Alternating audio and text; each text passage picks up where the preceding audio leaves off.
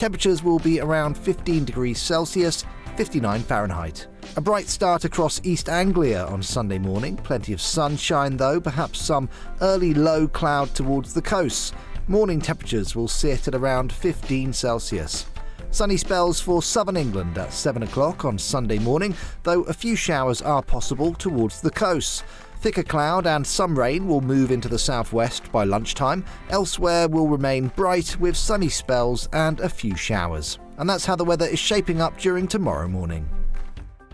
Hello, I'm Michelle Dewberry and you can join me every weekday 6 till 7 on Jubes & Kerr. Me and my panel will get stuck right into the day's events, and I can tell you, in fact, I can warn you, expect some robust debates, some strong opinions and perspectives from both sides of the fence. It's about you at home as well. I love to read out all of your comments, or at least as many as I can. So join me, Michelle Dewberry, Monday to Friday, 6 till 7 on Jubes & Kerr.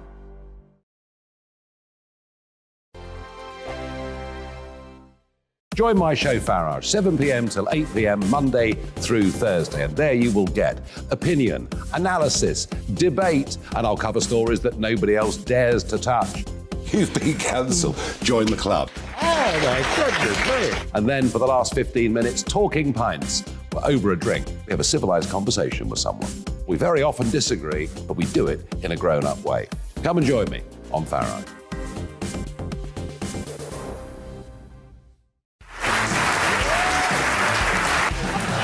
My name is Andrew Doyle. Join me every Sunday evening at 7 p.m. for Free Speech Nation.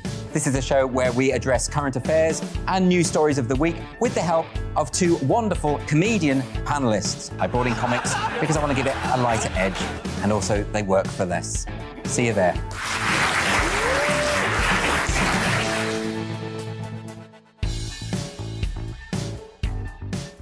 Hi there, it's Stephen and Anne.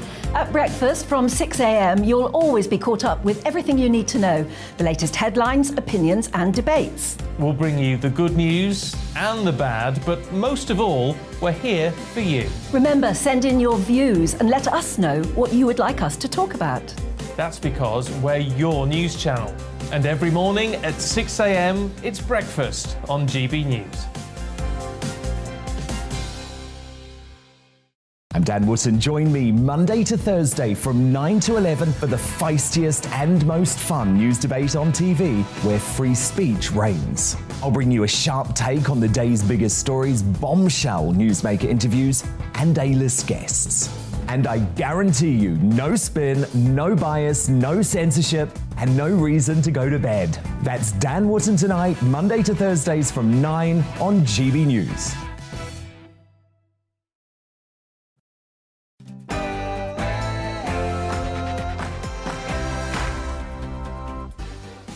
Welcome to Mark Dolan. Tonight, it is me, Bev Turner, steering the ship through the weekend. Thank you for keeping me company. Coming up in My Big Opinion, is Finnish Prime Minister Sanna Marin being punished for having fun by a creeping crowd of puritanical prudes?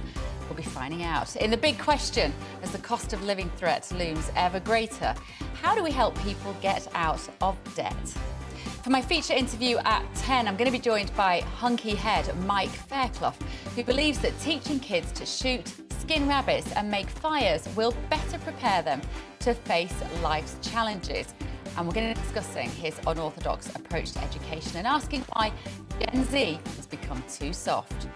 In the news agenda, we're going to be discussing Liz Truss mocking the BBC's journalistic standards during the GB News Tory leadership hustings in Manchester last night.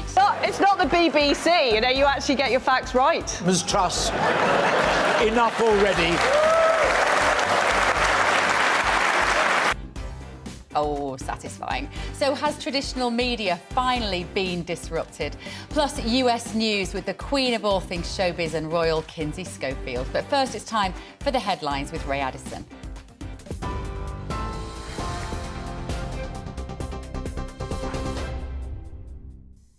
Thanks. Here's the latest from the GB newsroom. The Transport Secretary has written to the Secretary General of the RMT, urging him to accept an 8% pay rise for his members. Grant Shapps calls it a fair offer and says the strikes are causing long-term damage to the rail sector. Only 20% of the UK rail network has been running today due to a strike by union members from 18 train companies. Some parts of the country have been left with no service at all. P&O Ferries will not face criminal proceedings over its firing of hundreds of workers earlier on this year. The firm sparked a backlash after it sacked almost 800 staff without notice in March, replacing them with agency workers. Business Secretary Kwasi Kwarteng had asked the Insolvency Service to decide if the law had been broken. Civil proceedings are still underway. Workers at Britain's busiest port are due to go on an 8-day strike from tomorrow in a dispute over pay. Around 1,900 members of the Unite Union working at the port of Felixstowe are expected to walk out. Port officials say the action will be an inconvenience rather than a catastrophe. Felixstowe handles nearly half of all container freight entering Britain. The United Nations Secretary-General says the international community should work together to export Russian and Ukrainian food and fertilizers to global markets. Antonio Guterres says an agreement reached last month covers non-sanctioned products from both countries. He believes open access is crucial to calming commodity markets and lowering prices for consumers. Russia has reported new drone strikes a day after explosions hit military bases in contested Ukrainian territory and mainland Russia. Last week, there were also large explosions at an airbase in Russian-annexed Crimea.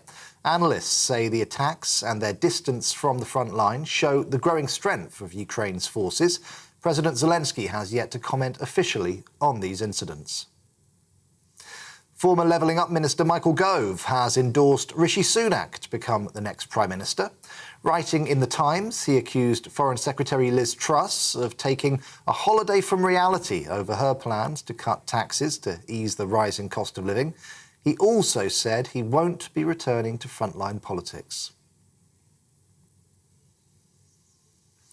A 23-year-old man has been charged with the abduction and sexual assault of a 6-year-old girl in Greater Manchester. Lewis Jones has been remanded in custody following the incident which took place in Droylsden on Wednesday. Officers continue to give the victim and her family support.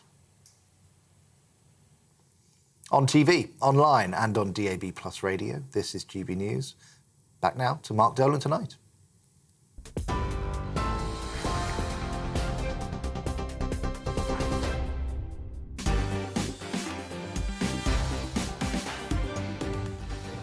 Welcome back to Mark Dolan Tonight with me, Bev Turner. We've got another action-packed show for you this evening. In my big opinion, is Finnish PM Sanna Marin being punished for having fun? In the big question, how do we help people get out of debt? And at 10, I'm going to be chatting to hunky head Mike Fairclough, who's got a rather unorthodox approach to education. Could shooting, skinning rabbits and making fires heal the snowflake generation? In the news agenda with my panel, following Liz Truss's bee bashing last night, has traditional news media finally been disrupted? Is A&E your new GP? And are Brits guilty of mindless eating? With me throughout the show is my brilliant all-star panel of historian David Oldroyd-Bolt, political commentator Ali Mirage and journalist Stephanie Tecci.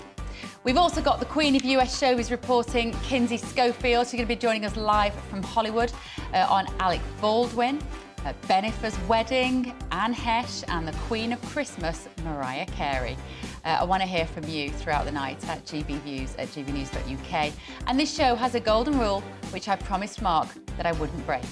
We don't do boring, not on mine or Mark's watch. So don't be dull, OK? For the next 2 hours, big debates, big guests, and always big opinions. So let's start with this one.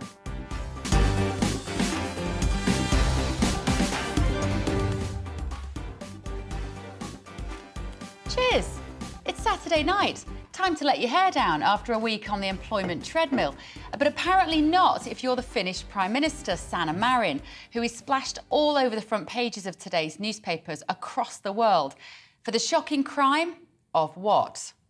Going out with her mates, drinking and dancing, engaging in some Beyoncé-style grinding and having it all caught on someone else's iPhone. Ah, the morning after. We've all been there, Sanna love. Except that when someone tries to show me a video of me dancing on a nightclub table the night before, I can cringe, say never again and insist it's deleted. Sanna Marin, however, had to stand at a lectern in front of the global media in a neat ponytail and a face free of makeup, explaining with shame and contrition, plus, I imagine, a shocking hangover, that she would take a drug test to prove she hadn't been on cocaine. How have we got to a point in time when a powerful young woman having a boogie can cause the mainstream Western media to do the work of the Taliban? I rather wish that the 37-year-old mom of a preschooler had taken to the lectern and told the press, this is not the Islamic State, you buttoned-up loons. Now go and write about something more interesting, as she bit into a Big Mac and necked a Bloody Mary. But this is 2022, and COVID lockdowns have fostered an environment ripe for the amplification of a puritanical worldview, one in which fun, dinner with your family, a walk in the park on a sunny day, was deemed unscientifically but ideologically selfish. Weirdly, it was traditionally the political right who headed up the fun police, pearl-clutching Mary Whitehouse types lamenting the corrupting power of a pop song, Republicans and Conservatives steeped in Christian values, forever on the edge of a moral panic. But faced with the so-called pandemic, the left begged, lock me down harder, daddy, while libertarians said, hold my beer, and joined freedom rallies, where they were surprised to stand shoulder to shoulder with men in Make America Great Again hats. Local authority middle managers bestowed with power beyond their wildest dreams, padlocked swing parks and cordoned off picnic benches. Because you know what fun is? Fun is anarchic. Fun is anti-ruling class. The people in power make the rules. The fun people have fun by breaking them. Now, more than ever before, the rule makers set the parameters for socially approved fun. They also seek to quash whatever falls outside of them. In this case, a left-leaning media looking at an attractive young woman dancing as though nobody is watching. A left-wing philosophy believes itself to be at the caring end of the political spectrum, diametric to the free market sink or swim right with its belief in hierarchies of competence. The left must also therefore require top-down control. There is no other way to administer equity for all. It requires more government, not less. So, a philosophy that sees no contradiction in more authoritarian control equaling more care will all too easily be puritanical in its edicts. Our quest to control your behaviour, they say, comes from pure intentions. It's for your own good. And therein lies the source of the puritanical mission gasping in horror at Sanna Marin. Too much of that. And yet we have come so far that even the harmless act of dancing inspires disapproval. We've not sufficiently broken free from a 2-year-long worldview of the most authoritarian control that the Western world has witnessed under the claim of healthcare. And the Puritans have never been so emboldened, so fervent and so committed. They've enjoyed that power and control, and they don't want to let it go now. That they are the useful idiots of giant, transnational pharmaceutical corporations does not seem to have dawned on them. And the toxic glue that binds these seemingly opposing groups together are the unelected globalists at the World Health Organization and the World Economic Forum, whose ideas and edicts, the Agenda 2030 global goals, have infected our own national governments and institutions. Is it a coincidence that the leader of the World Economic Forum, Klaus Schwab, has a bust of Lenin in his office? Is it a coincidence that Susan Michie, the chair of the World Health Organization's so-called advisory group on behavioural insights, meaning how best can we control people, has been a member of the Communist Party of Britain for over 40 years. No, it is not a coincidence at all. Such authoritarians have failed to gain decision-making power at the ballot box over the last 50 years. So they have penetrated organisations that now have decision-making power, but without needing the pesky process of relying on the free will of you, uncontrollable individuals like you. Because you never vote them into power, because you don't like being controlled, because you are wise and you like having fun. A little bit of danger is often the natural bedfellow of a good time, be that swinging on a rope across a stream or dancing in heels so high you might twist your ankle. Fun is radical, it's anarchical. We live in an age in which universities, media outlets and numerous HR departments insist on the dead seriousness of everything. Anything frivolous must be taken seriously, injected with deep and urgent meaning. Everything fun must be viewed through a prism of danger. Lockdowns brainwashed us to fear literal death in acts of human joy. I want to see more images of politicians abandoning themselves to the pursuit of happiness. We should all be able to switch off from this constant state of vigilance in case something goes horribly wrong. Therein lies the best of being human. I only recently learned that the Salem witch trials, in fact, arose out of an atmosphere of suspicion and mistrust from the fear of smallpox. It may not be a coincidence that historically it is women who are most heavily beaten by the puritanical stick. So we need to run as far as possible from a time in which every enjoyable social activity was recast as a vector for the spread of disease. And remember that being free of life's worries, even if only for a few hours on a dance floor, is not a luxury, but a necessity, even if you're Prime Minister. It doesn't matter if you are that Prime Minister or a student. I, for one, will always fight for your right to party.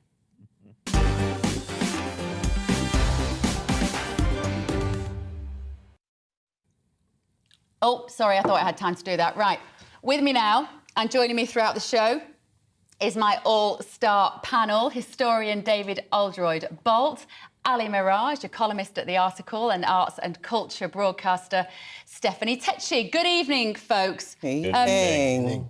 Right, I would love to know if you agree with what I have to say. This poor woman, she's on the front page of all these papers all over the world this morning, having to apologise, take a drugs test and explain why her behaviour was OK, whilst being a little bit apologetic. What do you reckon, David? You've seen, as a historian, you understand this against a backdrop of moral rights and wrongs. So let's start with you.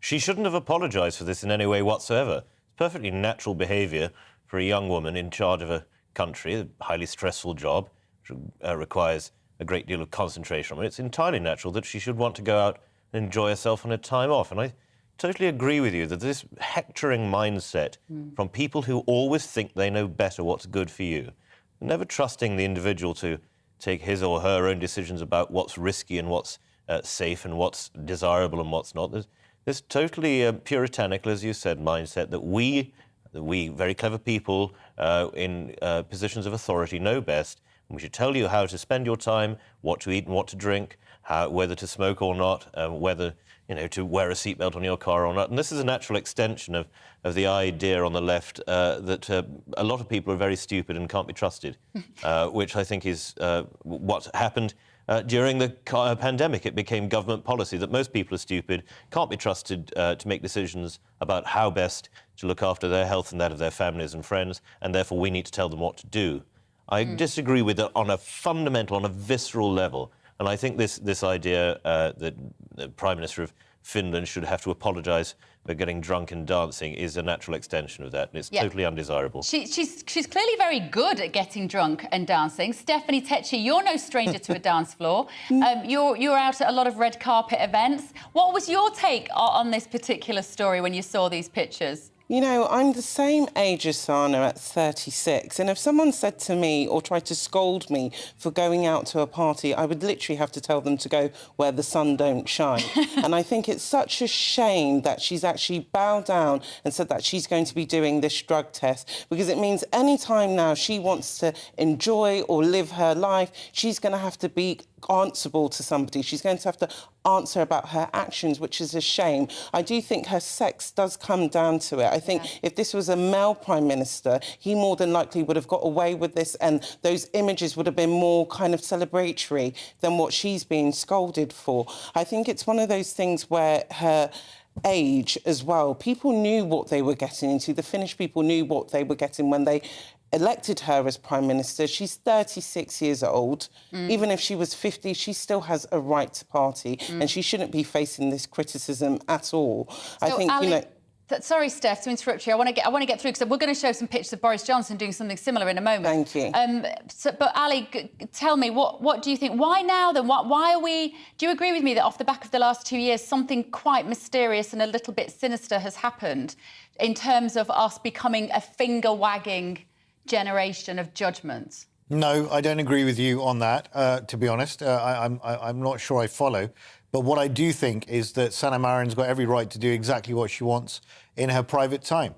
When I was standing for Parliament in Watford, I'm a house music DJ in my spare time. I travel around the world playing at clubs all over the world.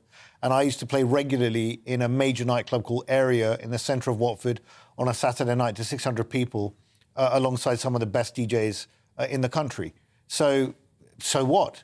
I mean, Mark Rutte, the Prime Minister of the Netherlands, by the way, the Netherlands has the highest DJs per capita in the world, goes to Dance Valley, a music festival. No one blinks an eye. In fact, everyone applauds him for doing it and supporting dance music festivals. Sanna Marin clearly moves very well. I've read some of the commentary about the fact that a man may or may not have kissed her neck, or she may or may not have sat on two men's laps. The only person who that should have a comment on or have a view on is her husband. If her husband's fine with it and it doesn't affect their relationship, she's entitled to do whatever she jolly well wants to do.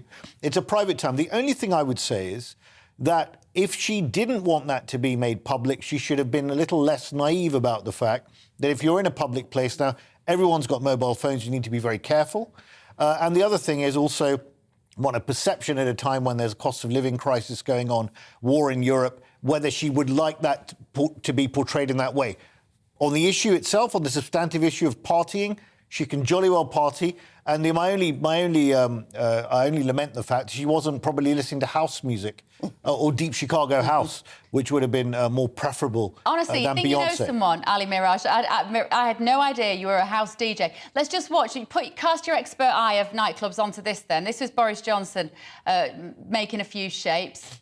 I mean, it's just awful, isn't it, to watch? What kind of Prime Minister do you want? Do you want the dad dancing one like that? Or do you want Sanna Marin getting it quite right? I mean, listen, again, but I want to see that. As I said in my monologue, I don't mind whether he's a good dancer or a bad dancer. For a minute, he's having fun. And that's what I want to see. And also, I just want to take a bit of issue, Ali, with what you're saying about the fact that, you know, against the political backdrop at the moment of the cost of living crisis and everything else that's going on, that maybe the optics on that sort of behaviour doesn't look good. I would say that we need it more in a time like this, because we need to see that our politicians can still be human. I want to see that rather than her, you know, going to bed at night with a hairnet before having missionary positioned sex and reading a global treaty on how to bring down oil prices, because she has to do all the serious stuff in the daytime, doesn't she? It makes her more like us. Well, Bev, firstly, I don't think missionary position sex is something that a lot of people would say is not a good thing. I mean, I'm sure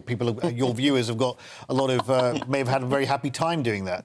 But I just wanted to say that Boris Johnson's dancing, I just wanted to say that the Black and White Ball, which is the Tories' annual jamboree with all the yacht-owning oligarchs that turn up to donate money to the party, I actually did play a DJ set there once, a house set, by the way, when I killed the beats and played Margaret Thatcher's Ladies Not for Turning mixed in to the set, and there were a bunch of lords looking up to the ceiling wondering if Margaret had made a return. So, yeah, you could probably see Boris Johnson dancing there. But Sanna Marin moves a lot better than Boris Johnson will ever move. And by the way, Boris Johnson has had multiple affairs, right? And no one blinks an eye. Sanna Marin may have sat on two men's laps and the world's going to collapse and fall in. I think it's double standards. She can do what she wants. As I say, the only issue is don't be naive. If you don't want these things to come out, everyone's got a mobile phone nowadays. You've got to be careful about that. David, do you agree that she maybe should have changed her behaviour in terms of having it public? Because, of course, I was thinking the other end of the spectrum, you've got Theresa May, who was asked, wasn't she, when, I think it was before she became Prime Minister, about the naughtiest thing she'd ever done, and all she had was running through a field of wheat, which just, that doesn't endear her to me. It might be that maybe she'd done a lot more naughty things, but her point was, I don't want you to know. I think there's hypocrisy on the part of the media, particularly, that politicians should be simultaneously absolutely like the mass of the people and yet held to the highest possible, well, impossible standards of morality and behaviour. Do we want politicians who are real people, or do we want statesmen? And if you want statesmen, you have to accept that they're not going to be like us, because statesmen are, by the definition of their role and by the definition of mindset, very, very different people. Winston Churchill was, not a bricklayer from Dagenham. He was a man imbued with a different sense of being. Margaret Thatcher, Tony Blair, all of these people who bestride the world stage are of a different sort. And so there is this intense hypocrisy, which I think is one of the reasons that you don't tend now to get some of the best people going into politics, because you can't live up to that standard. And I think Ms Marin has fallen victim to this hypocrisy that she's a young woman, so she's going to behave like a young woman, or should she be some kind of hermit-like figure, as you said, shutting herself away and only ever reading the most advanced treatises in order to solve the world's problems, the nation's problems? I think it's terribly unfair.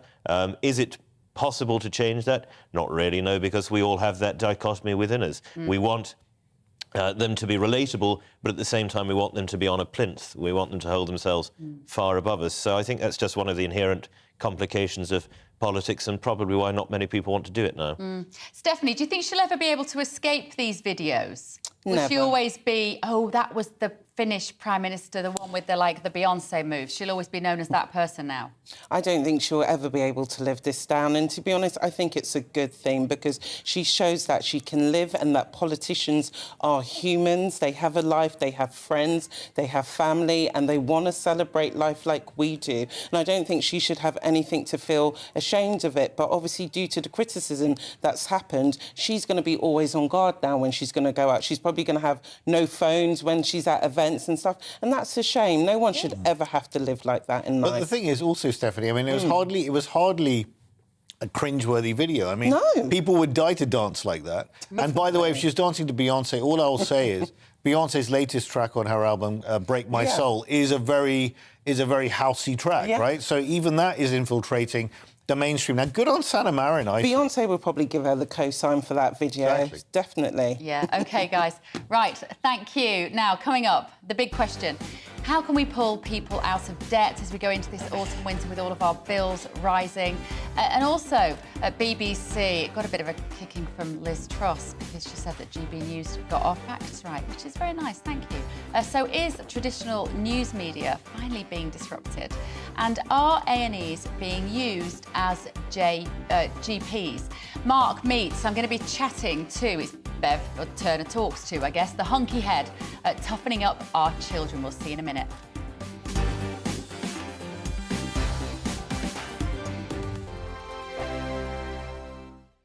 Join my show Farage, 7 p.m. till 8 p.m. Monday through Thursday, and there you will get opinion, analysis, debate, and I'll cover stories that nobody else dares to touch. You've been cancelled. Join the club. Oh my goodness me! And then for the last 15 minutes, talking pints. Over a drink, we have a civilised conversation with someone. We very often disagree, but we do it in a grown-up way. Come and join me on Farage.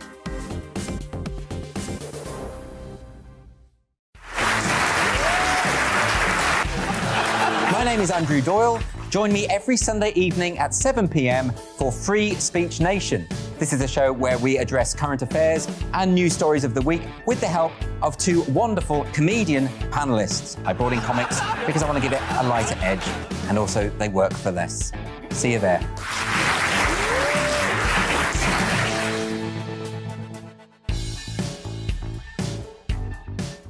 Hi there, it's Stephen and Anne.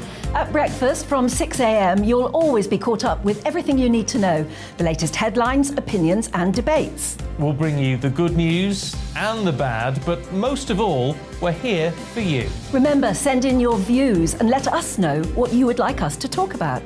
That's because we're your news channel. And every morning at 6 a.m, it's breakfast on GB News.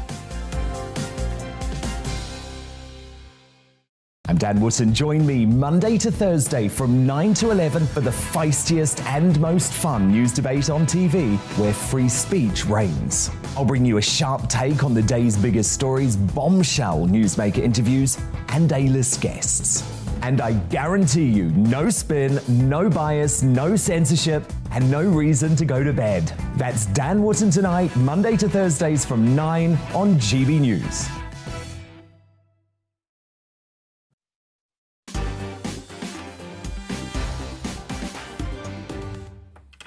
Good evening. You're watching and listening to Bev Turner sitting here while Mark Dolan takes a well-earned break. It is time now for the big question, in which we tackle a major news story of the day.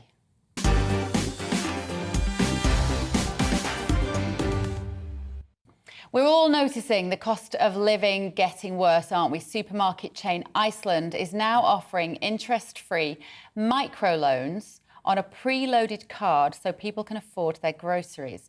A recent report suggests that food bills will increase by £533 or more than £10 a week. Sorry, food bill will increase by £533 or more than £10 a week. That might not sound like much, but with energy prices out of control, some estimated at around £5,000 a year, more people are turning to borrowing just to survive. A recent Bank of England figure shows that people borrowed an extra £1.8 billion in June, which is up from 900 million in May, with pay lagging behind inflation, causing a decline in real wages. How will these debts ever be cleared, and what can be done to actually help people out of debt? So to discuss this, I have Terry Stone, a businessman who struggled financially before turning it around, and Kia Commodore, the founder of Pennies to Pounds, a financial advisory website. Good evening, guys. Welcome for joining us. Terry, I'll start with you. It's a bleak analysis, isn't it, of the situation. Yeah. Now,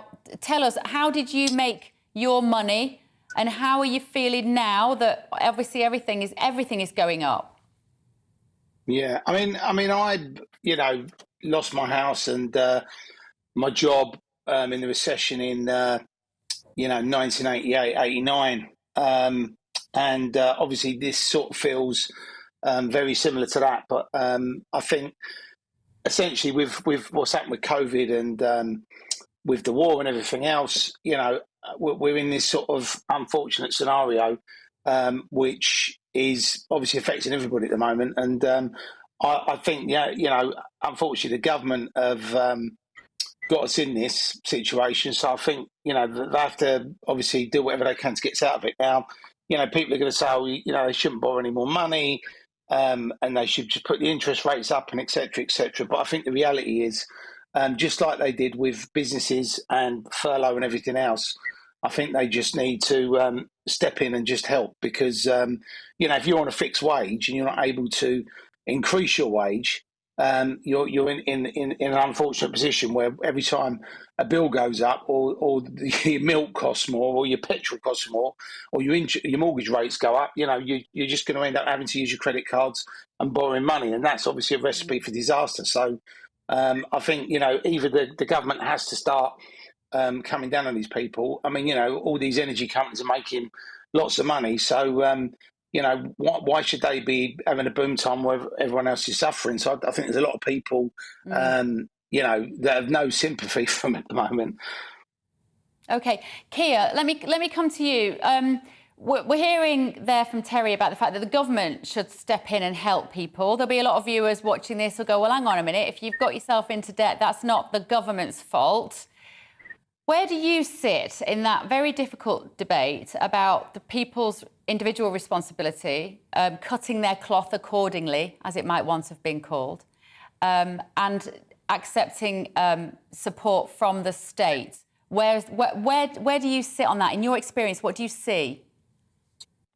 I think given where we are right now, there are lots of people who are struggling we are seeing bills go up exponentially, and it's really, really hard for a lot of people. And unfortunately, a lot of people don't have the income to supplement these increases, so they have to turn to credit. And like you mentioned, it is a hard debate, and people have different places where they sit on either side of the spectrum.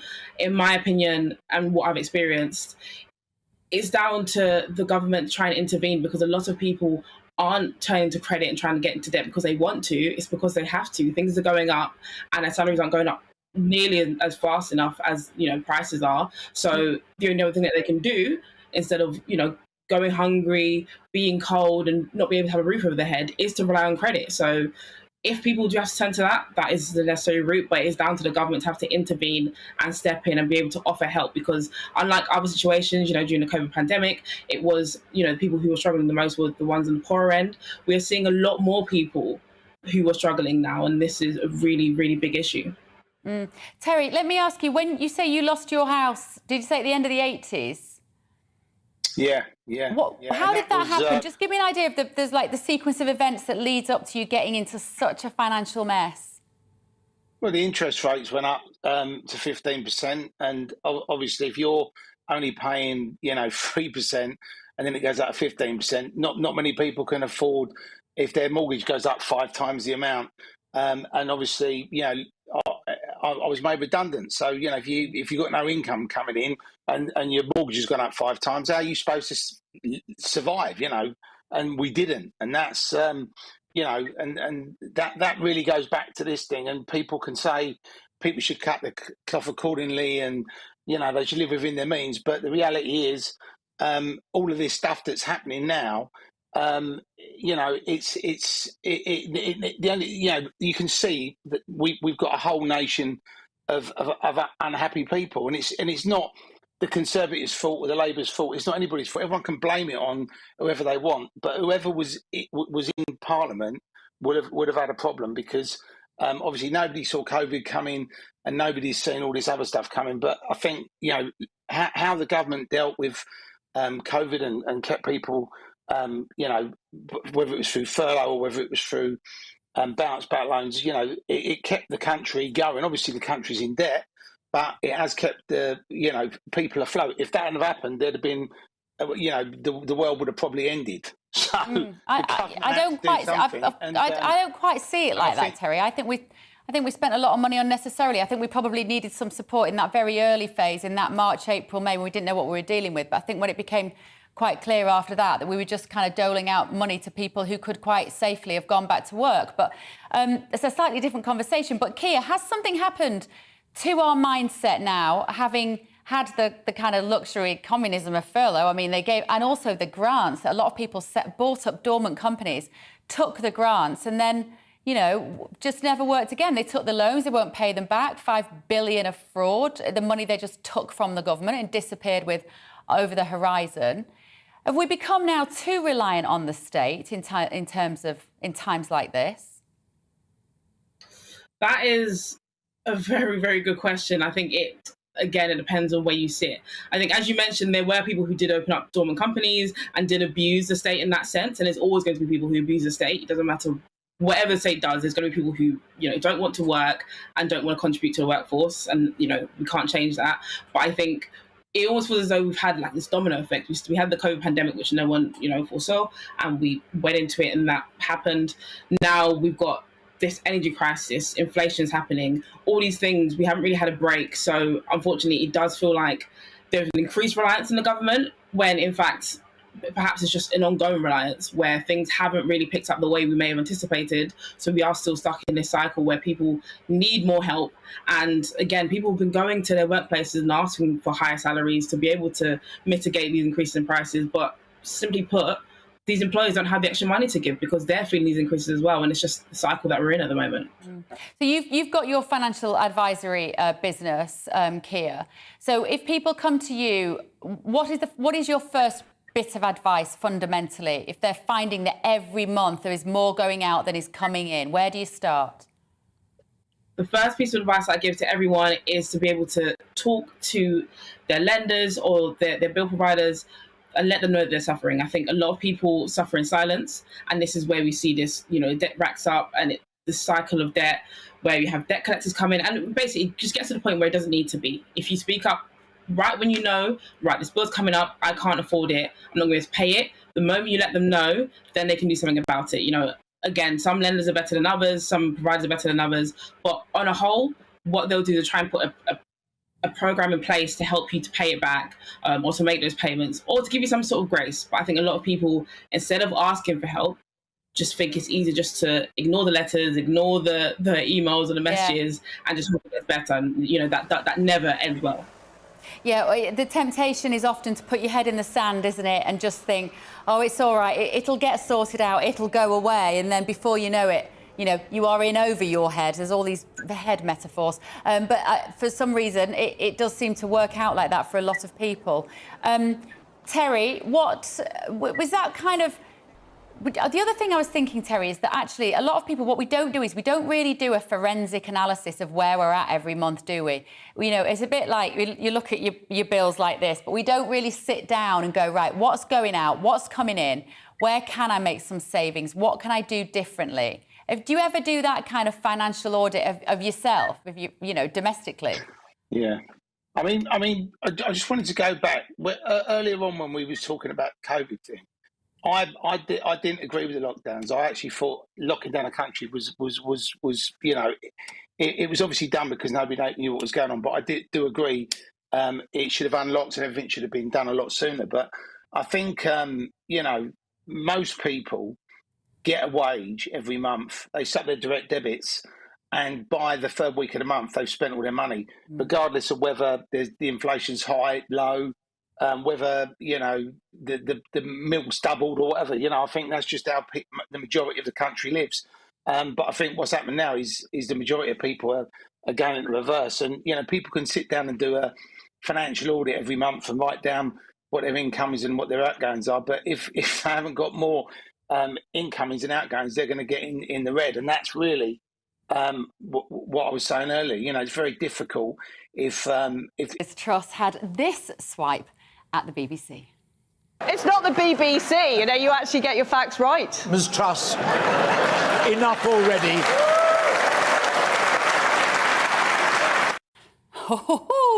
She was being asked about a controversial pamphlet that she co-wrote that called for patients to be charged to see their GP and for doctors' pay to be slashed by 10%. But it might well have been used to swerve this difficult question. But in response, former BBC presenter Dan Walker tweeted this.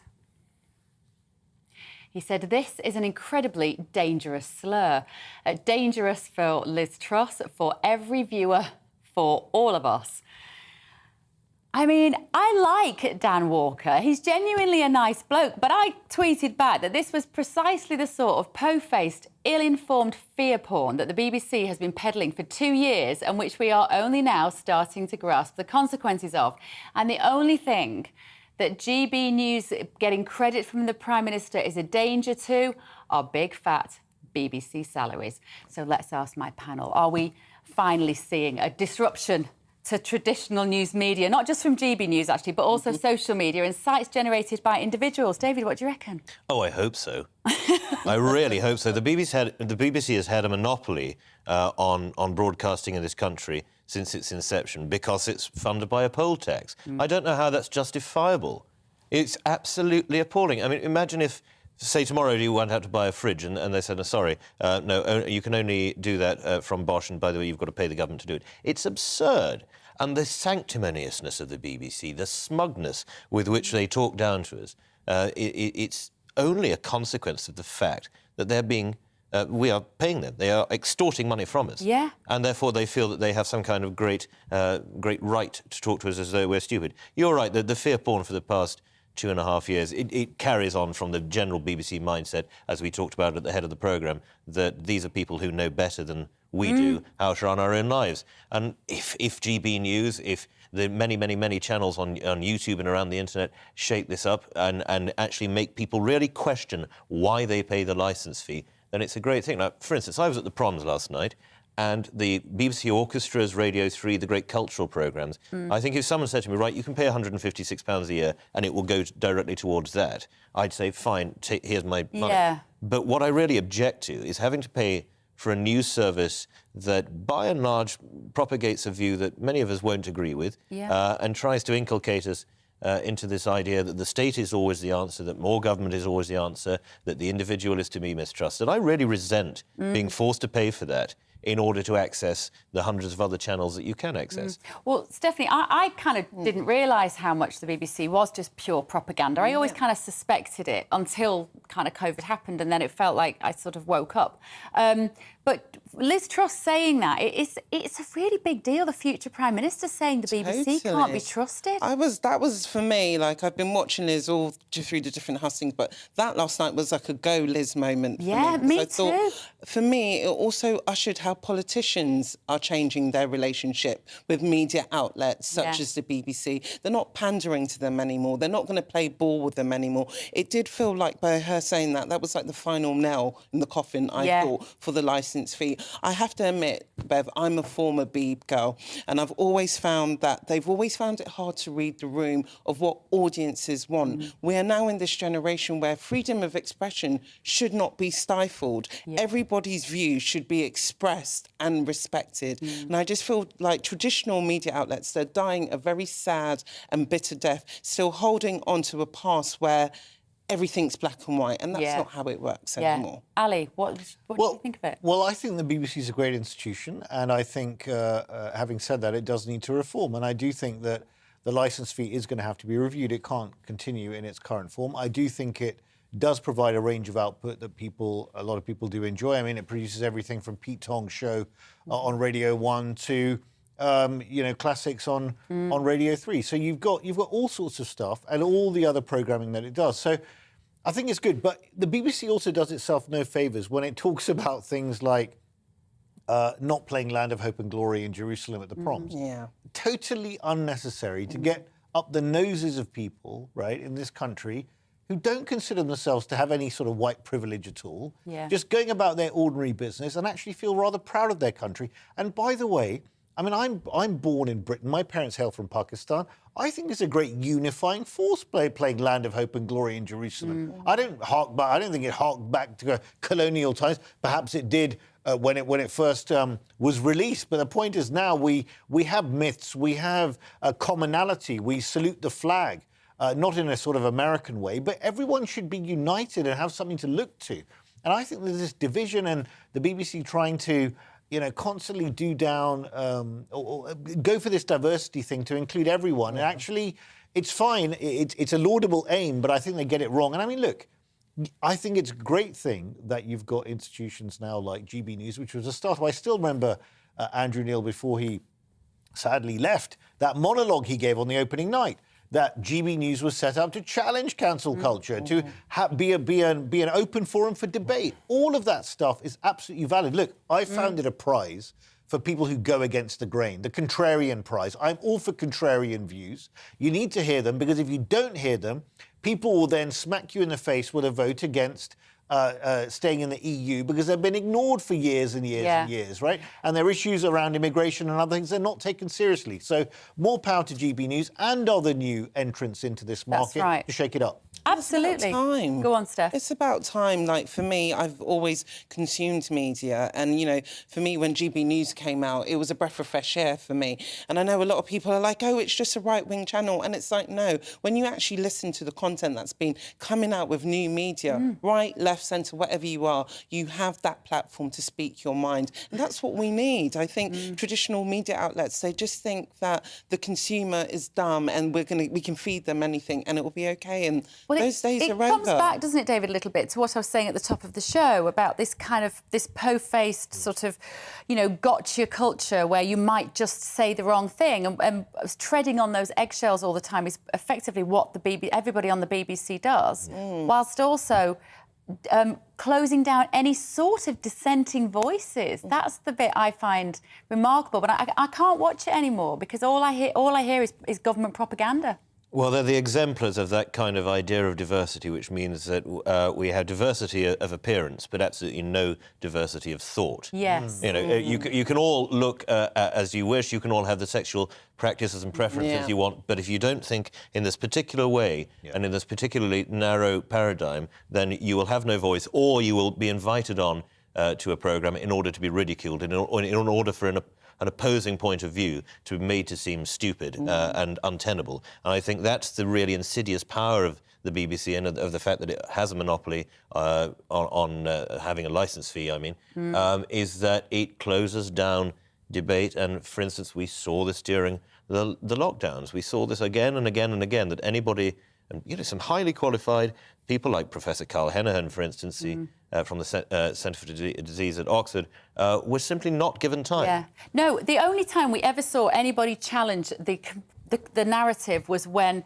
Dr. Steve James got in front of Sajid Javid in King's Hospital. That was literally the only time not one journalist asked that question. Yeah. And it took a kind of a setup to, an accidental setup to make that happen. Right, listen, we've got to move on. Mark Meets is coming up in just a moment, but it's me, it's Bev. Mike Fairclough is going to be here. He wrote this book, Rewilding Childhood. It's brilliant. It's not just about kids, it's about, the next generation, but also what we adults can learn about kind of having fun and just being a little more fearless than we normally are. And, of course, the papers at 10:30 in half an hour. We'll see you in a minute.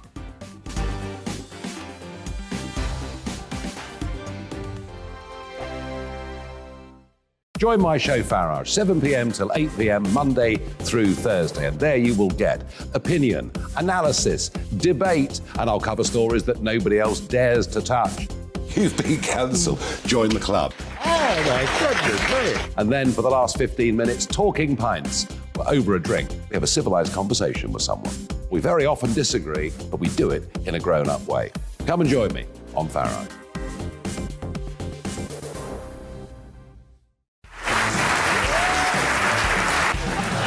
My name is Andrew Doyle. Join me every Sunday evening at 7 p.m. for Free Speech Nation.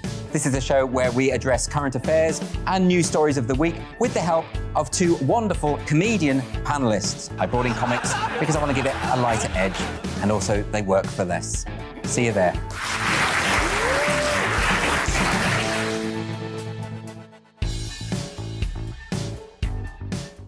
Hi there, it's Stephen and Anne. At breakfast from 6 a.m, you'll always be caught up with everything you need to know, the latest headlines, opinions and debates. We'll bring you the good news and the bad, but most of all, we're here for you. Remember, send in your views and let us know what you would like us to talk about.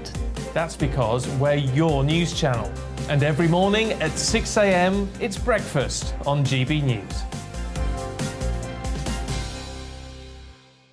I'm Dan Wootton. Join me Monday to Thursday from 9 to 11 for the feistiest and most fun news debate on TV, where free speech reigns. I'll bring you a sharp take on the day's biggest stories, bombshell newsmaker interviews, and A-list guests. And I guarantee you, no spin, no bias, no censorship, and no reason to go to bed. That's Dan Wootton Tonight, Monday to Thursdays from 9 on GB News.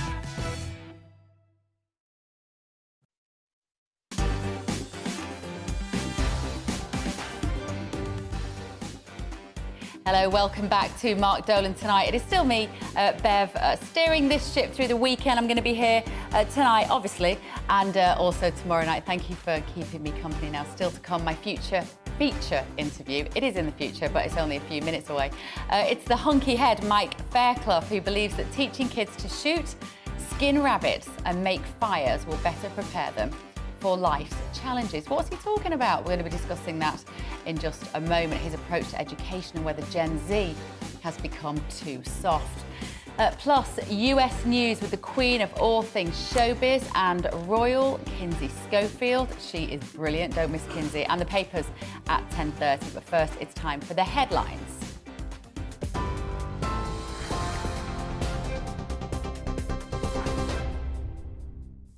Thanks, Bev. I'm Ray Addison in the GB newsroom.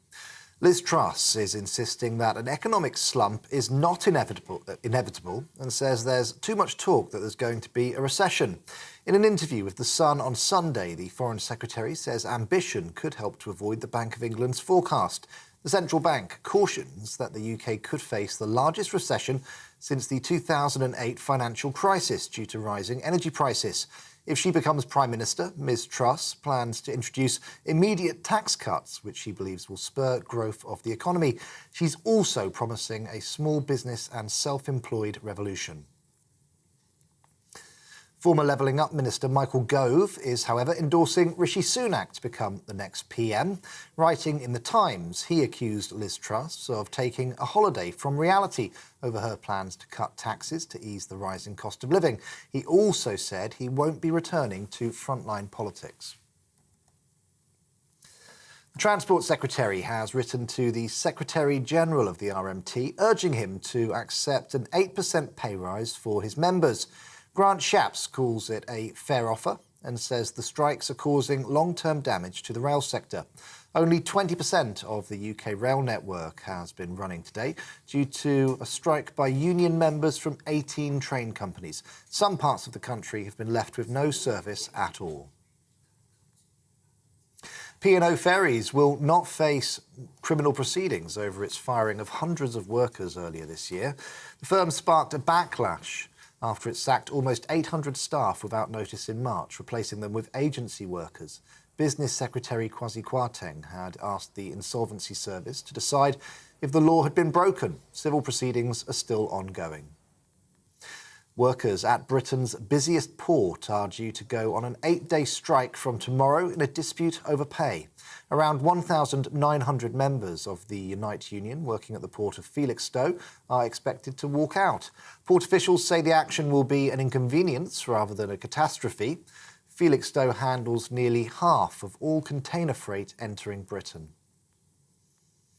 The United Nations Secretary-General says the international community should work together to export Russian and Ukrainian food and fertilizers to global markets. Antonio Guterres says an agreement reached last month covers non-sanctioned products from both countries. He believes open access is crucial to calming commodity markets and lowering prices for consumers. And Russia has reported new drone strikes a day after explosions hit military bases in contested Ukrainian territory and mainland Russia. Last week, there were also large explosions at an airbase in Russian-annexed Crimea. Analysts say the attacks and their distance from the front line show the growing strength of Ukraine's forces. President Zelensky has yet to comment officially on the incidents. On TV, online, and on DAB+ radio, this is GB News. Back now to Bev.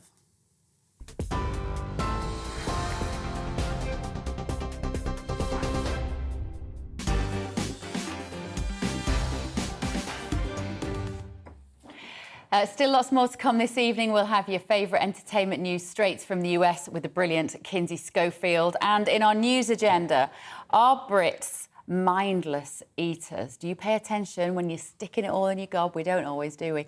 And at 10:30 exactly, the newspaper's hot off the press. But now in the studio, we have the internationally acclaimed educator, Mike Fairclough.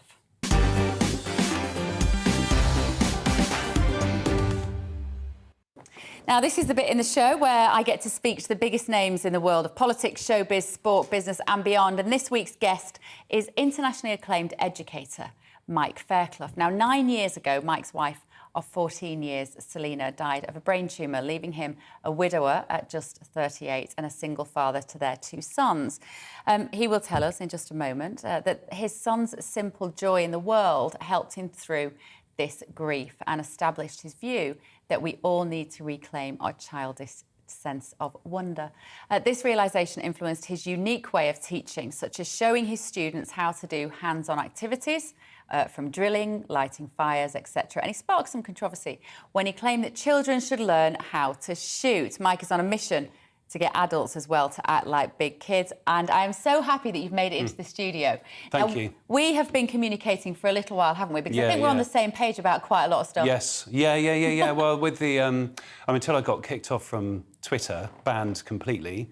What did you do to get banned? So I mentioned the vaccination of children against COVID-19, which I've spoken out about relentlessly for over a year. And just 4 simple statements. 1, children are at extremely low risk of serious illness from COVID. Fact. The COVID vaccines pose known very serious risks. Fact. They have no long-term safety data. Fact. And a person can still catch and spread COVID when vaccinated. It's not controversial, is it, Mike? And that was it. And that got you knocked off Well, Twitter. so at the same time, I was suspended And then on the day I was allowed back on, I did what I normally do, which is to put exactly that statement back on, just as a kind of test, to see if it's like, is it bots who are doing this, or is it some little person down in a basement trying to, you know, and I came to the conclusion that it was more of like an algorithm or something like that. Anyway, so I put this statement back out there. And on the same day, the Epoch Times ran a piece about me being the only school leader in the country to actually be saying anything about this important issue. And I am. I'm the only one who's done it. And that was then endorsed by Dr. Peter McCullough, and I think that was the nail in the coffin. And then I was kicked off. So, which you know, I always knew that that was going to be a possibility, and I've always said to people, like, don't not speak out because of fear of being deplatformed or because of name calling or whatever. You had a lot of fun with parents at your school then, because everyone's cool. Yeah. So I've been head teacher of West Rise Junior School in Eastbourne for 18 years. Right. And just to put it into context, there's a school for 362 children. It's on a council estate called Langley and Shinewater in Eastbourne. Brilliant community. About a mile from the beach. I mean, it's beautiful, a beautiful area with the South Downs and everything. And opposite the school site, a state-funded school, is, you can see it now, as an area of 120 acres of unspoilt marshland. And it's also the site of a Bronze Age settlement. So 3,000 years ago, some of the children's ancestors would have lived and worked on this land and hunted, etc. And so my background was I grew up in the Chiltern Hills. And I had a very feral childhood with really liberated but old school parents. So my mum and dad grew up in World War II. My paternal grandfather, so my dad's dad, was in the Battle of the Somme. Wow. So in a kilt, it was the Cameron Highlanders. So you'd have some bloke at the front of the line with bagpipes, and then they'd run into enemy fire. So I grew up with these stories of resilience. I had a completely feral childhood, running around the Chiltern Hills and adventuring and, you know, trespassing and hunting and all that kind of stuff.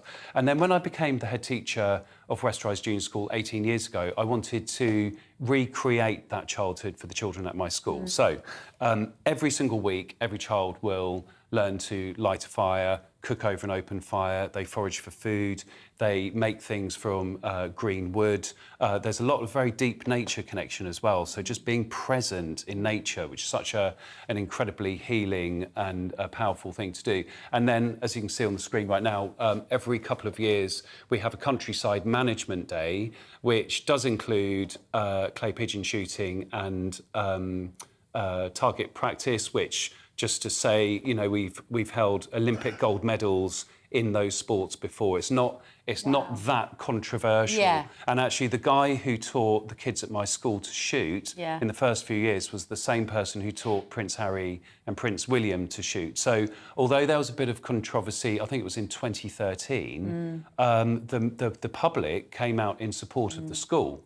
And then there was this flurry of media interest over the years, and with a big piece on Channel 4, which got 17 million views on Facebook alone. And that was a global response of people saying, I mean, some people were annoyed, like there were a few vegans who weren't particularly happy, but the vast majority of people saying that's what children should be experiencing. They should be embracing risk and danger, getting cuts on their knees, you know, it's how you essentially prepare for later life. And you touched on the sort of bereavement which I had, which is one of quite a few, actually, to be honest with you, which that's not my identity. It's not kind of doesn't define you. It doesn't define me at all. But I think my childhood of being able to be comfortable with the unknown, moving beyond the comfort zone, you know, kind of like the resilience that my parents instilled in me definitely saw me through that time. So where are modern parents going wrong? Because we've become so risk averse. Right. That we don't... I fear that we're raising a generation of adult children. Yeah. So back in 2017, I was approached by the then head chair of the Health and Safety Executive, Dame Judith Hackett, Right. who said, look, we, as in the HSE, we keep on being blamed for this cotton wool culture around children and risk aversion and all of that kind of thing. And she said, it's not health and safety bodies who are promoting this kind of excessive risk aversion. It's actually the media and then members of the public and teachers who are too lazy to do their own research and find out actually... And insurance companies, though, No, play it's a absolutely role? fine. No? No, it's absolutely fine. So all of the things that we do at our school, so up until about a month ago, we also had a herd of water buffalo roaming around the school. Our kids use knives, fires, guns, etc. And Just hang on. We were going, what did he just say? You had a herd of water buffalo roaming around the school? Yeah, not in the, obviously, Not on the building, playground, but staff on room. our land. Right, our land. on your land. Yeah, so we're going to replace those probably with some English longhorns. Where or have they something gone? Like that.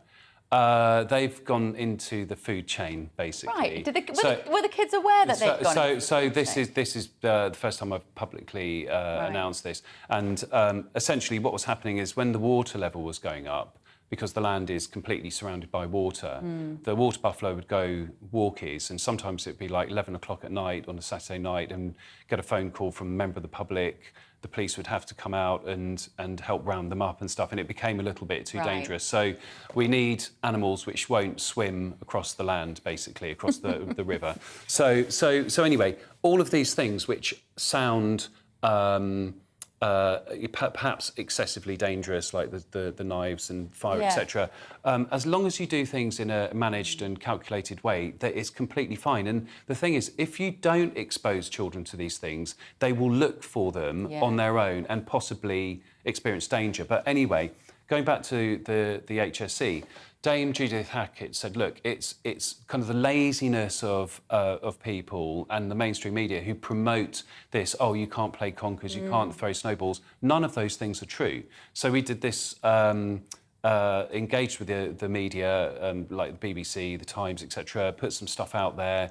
I think we made a lot of difference, like forest schools started to spring up across the nation, and outdoor learning was promoted because of our approach. But still, people return to this thing of like, well, I can't really be bothered. But I would say it's not necessarily your average parent in the street. Most of the people I meet agree with that kind of childhood for their children and want their children to be free. But I think we don't know where to start, and I suppose there'll be heads watching this who probably would be really inspired by you and want to be more Mike Fairclough.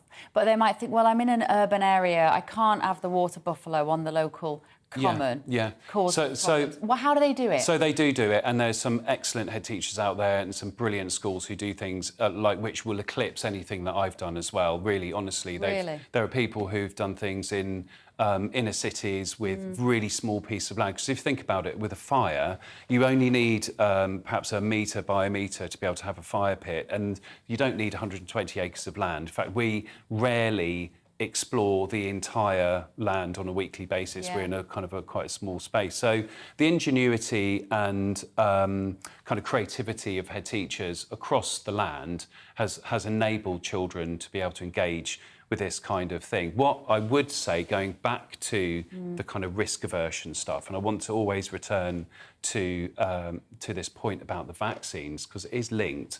I think that there's this really interesting irony where we have risk aversion around children, and it's like they need to wear high vis and do this and do that, and yet they are being given a product which poses known very serious risks for a virus which they're not at great risk of a serious illness from, and which has no long-term safety data, and that has never ever happened in the history of medicine with children before. And the irony of that is not lost on, I think, on a lot of people. There's no doubt about it. What has disappointed me is the silence of the profession. So I have great respect for my colleagues and the ingenuity of head teachers. And by the way, I'm not the only teacher and head teacher who thinks like this. Loads of them have contacted me and said, I agree with you, but they are worried, as I am, about their employment, but they've put that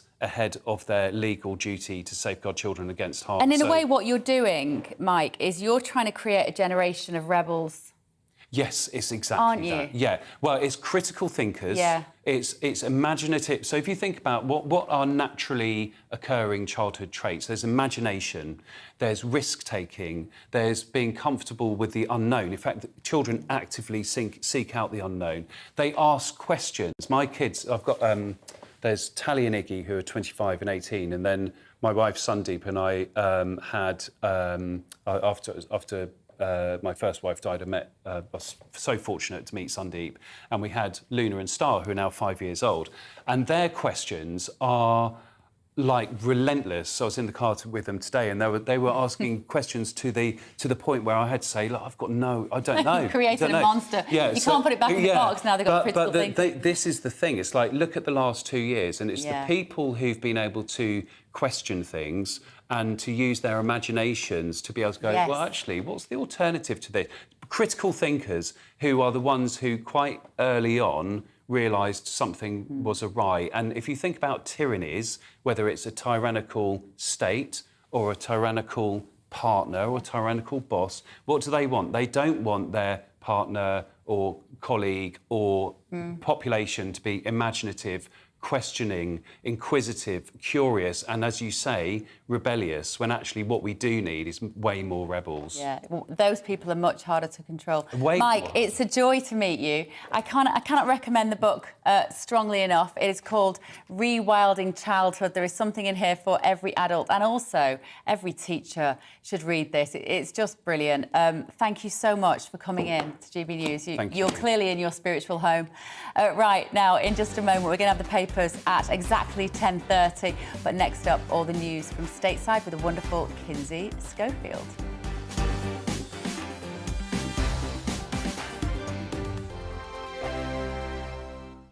Join my show Farage, 7 p.m. till 8 p.m. Monday through Thursday, and there you will get opinion, analysis, debate, and I'll cover stories that nobody else dares to touch. You've been cancelled. Join the club.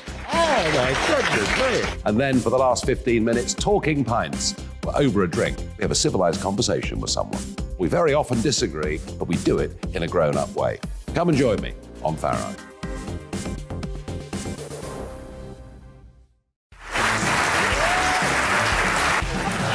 My name is Andrew Doyle.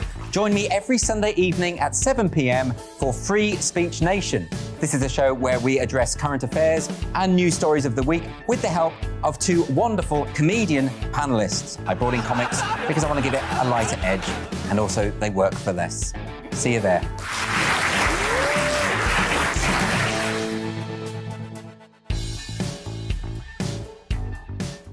Hi there, it's Stephen and Anne.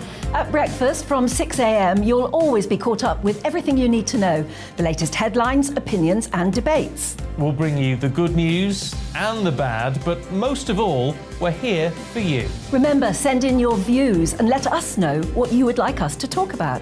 That's because we're your news channel. And every morning at 6 a.m, it's breakfast on GB News.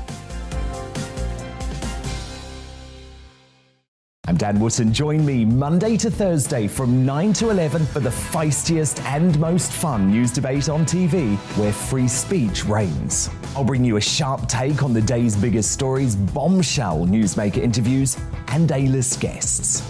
And I guarantee you, no spin, no bias, no censorship, and no reason to go to bed. That's Dan Wootton Tonight, Monday to Thursdays from 9 on GB News.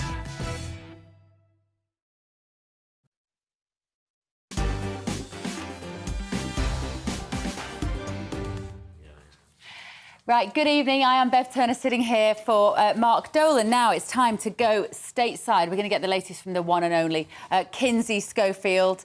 Hello, Kinsey. Lovely to see you again. Now, first up, Alec Baldwin has said that he's not to blame for Helena Hutchins' Yeah, it's death. Helena Hutchins. Helena, despite firing the fatal shot while shooting his latest movie, Rust. What's the latest? I mean, I don't know who is on this man's PR team, but he's recently done 2 long-form interviews, one with CNN, 2 hours long. We haven't even heard all of it yet. Another with Chris Cuomo, who was recently fired from CNN. But he said not only did he say he's not responsible, despite the FBI saying that somebody did have to pull the trigger on this gun, he said that this death, this accidental shooting, has taken years off of his life. Now, how delusional do you have to be when this woman who was shot to death, her son has lost his mother, her husband has lost his wife, this woman lost her life, and he is claiming that this accidental shooting has taken years off of a very blessed life for a mediocre actor, might I say. And yeah, so he won't stop talking. We're going to have to wait and see if any charges are inevitably filed for him, because the investigation is ongoing, but he just can't seem to keep his mouth shut. He said he's lost up to 5 jobs so far because of this accidental shooting, and a lot of finger pointing and lawsuits happening over here in the States right now as this investigation continues. Yeah, it's very strange, isn't it? It's a very clumsy thing to say. It's like he's looking for public redemption all the time. It might be a long time in the coming. Now, a couple of the moments. I mean, it's been their moment before, and it's been their moment even quite recently, but they've gone for another one. Jennifer Lopez and Ben Affleck. What's going on, Kinsey? You know, if I ever get married, can I have like 9 weddings too? They recently got married in July. Ben Affleck and J-Lo right now, they are having a big official wedding with all their friends and family. We saw Matt Damon show up. I think that was yesterday. And it's going to have fireworks. It's going to have a live band. It's on Ben Affleck's property.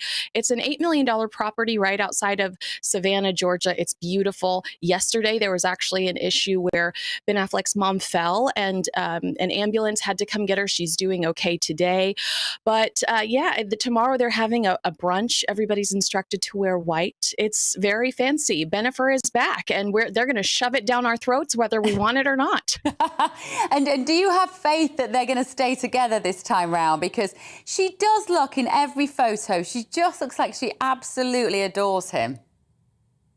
Well, I certainly hope so, but can I tell you that my astrologer says it's doomed? Is that how you can tell the future over in America? Is that genuinely what you do there in showbiz land? No, but my best friend is an astrologer, and she posted a TikTok about it, and the internet caught on fire. I mean, people were so angry that, you know, J-Lo's fan base is just like Beyonce's, the Beehive. You've got to be very careful with what you say because they're very defensive of her. But yeah, you want it to be true love. I certainly hope so. How romantic to be apart and then all of a sudden reignite that. That's like the ultimate love story. So I do hope that they stay together. Have you ever interviewed Jennifer Lopez, Kinsey? I have not had the pleasure, but I would love to, because she is one of the hardest working women in show business, and I'd love to know her secret. I interviewed her once years ago, about 20 years ago, for a magazine, for Marie Claire actually, and she was so beautiful. I can't even begin to explain how engaging she was. Like, I know that a lot of people off the telly, they look amazing, right? The movie stars. And then you meet them in real life and you're like, oh, she's not so good without 2 hours in hair and makeup. Jennifer Lopez was flawless, beyond beautiful. Well, what you just did inadvertently was you just endorsed her skincare line. So you're going to end up on a commercial somewhere. Yeah, at least you can send me some free products though, right? Okay, Absolutely. So a bit more serious now. So this is Anne Heche, of course, the actress, died recently. I think it was only last week. By a news channel. At the time, they just thought it was some guy that was joyriding and had crashed into a wall, OK? But obviously, in retrospect, it became clear that it was Anne Heche that was being taken out of this stretcher. Tell us what's happened with these images. And I did think that this was really interesting at the time because we found out that Anne Heche was in a car accident. They showed us these images and video of it where she appears to be sitting up and engaging in a conversation, but then we're told that she's in a coma. So where's the in-between? What happened in between? Well, because people are really invested in this story now, some conspiracy theories have come to light. Now, I am not endorsing any of these, but they say that because Anne has been involved in movies recently about human trafficking and shining the light on that, as well as A Plague, a movie she did about a plague, people are saying that perhaps she was killed on purpose because she is shining the light on some issues that are very, not only are they controversial, but we're seeing them a lot in American politics right now. To quote one online commentator, perhaps she was Clinton. Again, I do not endorse this, but a lot of conspiracy theories swirling around the death of Anne Heche. A lot of people on social media feel very strongly about this, and they've kind of cut together the footage of Anne Heche being taken on the stretcher, and then she appears to pull herself out of what was bandages all wrapped around her and tries to escape, and the paramedics rather forcefully push her down. And anyway, and they've put this alongside other individuals who died whilst either filming human trafficking stories. Anyway, it's an interesting story, but if you haven't seen the footage, I would say, it's a kind of thing that it is interesting. And even a lot of people are also coming out and saying, well, she was clearly injured and she was possibly unconscious and then woke up for a moment with head injuries. That can happen and you become agitated. So it's there very much. It's been watched millions of times on socials at the moment. Right, Mariah Carey. It's too early to think about Christmas, Kinsey. Don't make me think about Christmas. If anybody can, it's Mariah Carey. I mean, I did start listening to my Christmas music on Tuesday, so I don't need you to judge me right now. We're friends. But no, this is interesting. Speaking of J-Lo, because remember Mariah Carey, whenever you'd ask Mariah Carey about J-Lo, she would always say, I don't know her. Mariah Carey is trying to trademark the Queen of Christmas, and there are numerous artists out there that really do kind of focus on Christmas music, writing Christmas music solely, that are fighting her in her attempt to do this. Now, Mariah Carey wants to release perfumes, sweaters, music, movies, all with the title Queen of Christmas on it. I think it's a little tacky. I feel like if there's a Queen of Christmas, it either belongs to Mrs. Claus or, Mary. So we'll see what happens with that. Good luck. But I don't know if this is really the right path to go down. No, it seems very odd that she wants to trademark that. I mean, it's diva, with the volume right up, isn't it? Right, thank you, Kinsey. Kinsey Phillips there from America. Good to see you. Right, guys, let me just come to you for a moment. Stephanie, I have to come to you. I have to. I could see you on the edge of your seat there. Oh, my gosh. As our showbiz expert. I know, I love a fellow showbiz girl. I'm like, oh, give all the gossip, Kinsey. Go on, what caught your eye there? Oh, my gosh, just about Mariah Carey. I just think it's too much. I'm like, you are a multi-millionaire singer. Why do you need to trademark being the Queen of Christmas? It's a bit OTT, and I'm just like, sometimes I think, what goes on in these singers' minds? Like, what makes them... Was she bored one day and just thought, I want to be the Queen of Christmas? It was just a bit too much. And obviously, hearing about Anne Heche as well, I just think, it kind of relates to what's on the Star, letting dead people lie and rest in peace, rather bringing up more things about them. I just think it's a bit distasteful. Yeah. Right. It is exactly 10:30, Papers.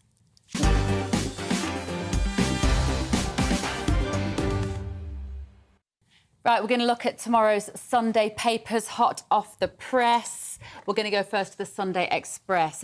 Boris, his mighty trade deal to cut bills. Well, I saw him in the paper today having a lovely dinner on holiday in Greece, so I don't know if he's done this while he's been on holiday. But Britain's businesses have been urged to get ready for a trade deal predicted to open up a market of around 500 million people. And this is with the mighty, in inverted commas in the Express, Pacific Trading Bloc. It will mean lower prices on our supermarket shelves. Let's hope so. And a piece about with Joan Collins, they've got an interview there. Moving on to The Observer. Labour surges amid Tory fears over Truss's tax cut plans. It's likely that the Prime Minister's policies will cost us dearly, they say, and the Starmer poll bounce after new energy plan. And libraries are offering warm shelter for winter, it says on the bottom section there. If any of them are left open. Sunday Telegraph. Liz Truss, I will halt the NHS doctor exodus. She's telling us the Tory frontrunner vows to ease the backlog as priority alongside energy and tax cuts. Well, it'd be fantastic if she does. I might talk to our panel about that in just a moment. And Sunday Mail.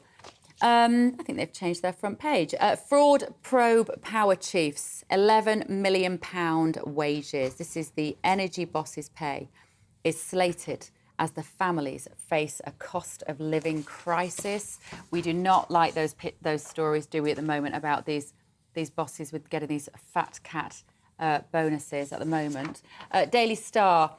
We all saw this here and our hearts sank. Princess Diana death cover-up. A little bit what Steph was saying there about letting the deceased rest in peace. Princess Diana's bodyguard believes agents may have accidentally caused her death, leading to a cover-up. I'm not sure we've got the appetite for any more Princess Diana stories. The Sunday Times here. We've got the Sunday Times front page here. This is telling us that universities will push for a vital tuition fee rise. Are you kidding us? UK students must pay closer to £24,000 a year. What? Or lose their places to foreigners, argue bosses. That is not a good news story for any wannabe university students. And let us go now to the Express. Have you got the Express, guys?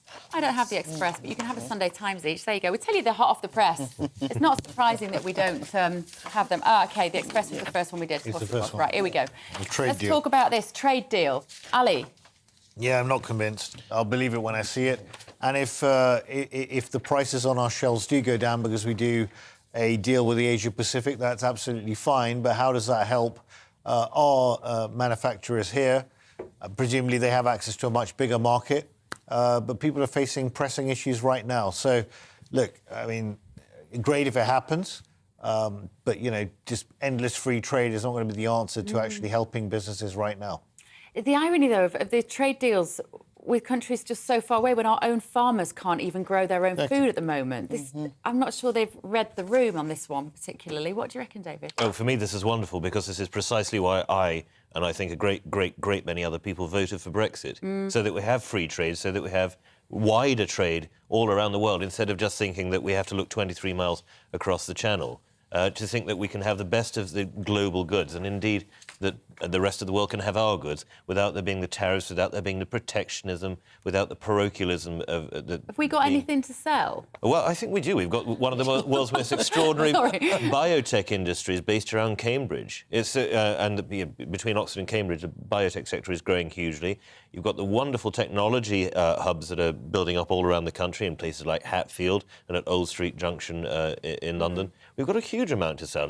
We have to get away from this sort of heavy industry mindset of the post-war period that unless it's an enormous great machine and it's being put together by men with, you know, welding things together and using rivets, that it's not a thing that we do. Our intellectual property, our intellectual copyright, the things we come up with, lead the world, and we can sell those all around the world just as easily as we can sell, you know, I don't know, beef or lamb or shotguns. David, are you in favour of no tariffs at all on any goods or any services? I don't believe in tariffs. No, I'm a free trader. So you're in favour of Chinese steel being dumped on world markets? Yes. Because if it's any good, then we'll use it, and it's something that we can move away from having to try to manage. And what about retention of your own strategic industries of steel, for example, in a case when you've got hostile powers like Russia, for example? It shows the issues around energy security. You don't want to be leaving yourself beholden to a power like China for all your steel imports, do you? You don't have to do. I mean, it's a government decision as to whether or not we buy Chinese steel.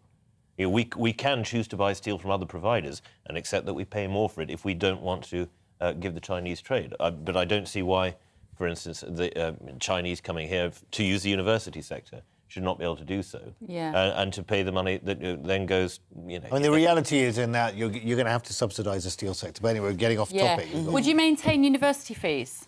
Yes, I would, and I would increase them for foreign students. Oh, yeah. Well, they're already paying a lot, aren't they? But they can... But this is talking about, Bev, aren't they talking about increasing it for domestic students? Aren't they? Yeah, it is. It's awful. Well, I would have foreign students who want to use British universities paying the full market rate in order to keep the price for domestic users down. Yeah, I couldn't agree more. Right, Truss, I'll halt NHS doctor exodus. This is the Sunday Telegraph here. NHS is in an absolute mess, Stephanie, and there was advice yesterday, or in today's papers, actually saying, please don't trouble the NHS.